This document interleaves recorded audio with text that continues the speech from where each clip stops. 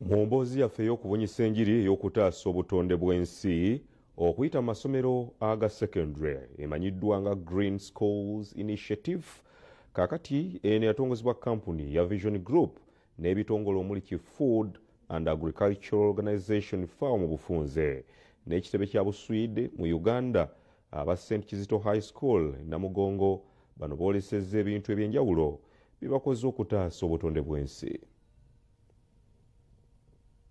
Essomero lya St.Kizito High School Namugongo lirimu ku masomero agalaze ekyokulabirako ekirungi mu kukuuma obutondebwensi n'okubangula abayizi engeri gye balina okukwatamu obutondebwensi obulungi n'okubukuuma okusobola okwewala ebizibu ng'ekyeya, ebbugumu, amataba n'ebirala.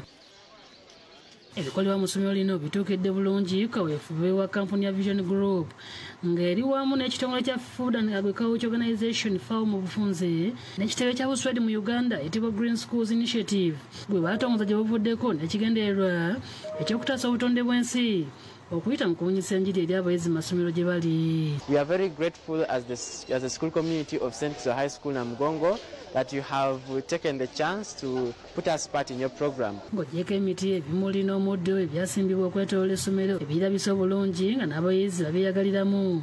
Abayizi mu bibiina ebyenjawulo baliko pulojekiti ezitali zimu ze baatandikawo ze balinamu essuubi nga zisobolera ddala okutaasa obutondebwensi. We are able to use the papers and many of the polythenes in the making of briquettes through a process called carbonization, whereby the remaining, the bottles, we don't simply burn them or destroy them. We put them to good use in making important structures such as this. This, in my background, is a mushroom house, and that above me is a pyramid garden.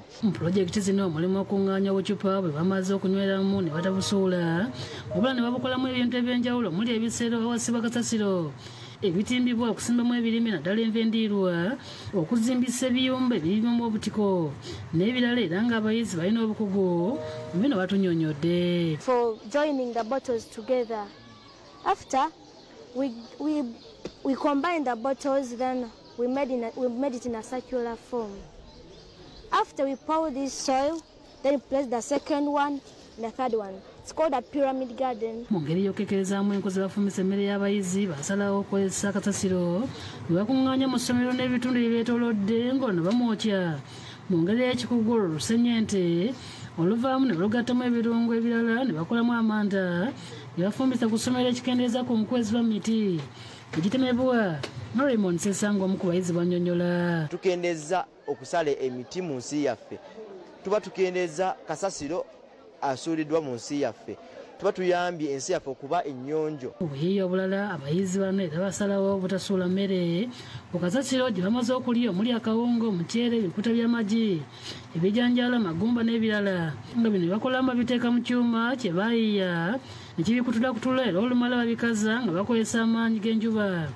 Oluvannyuma ne babisa ne bakolamu emmere y'ebyennyanja, enkoko n'ebirala ng'ashe amupaire omuyizi mu sini esooka bwannyonnyola.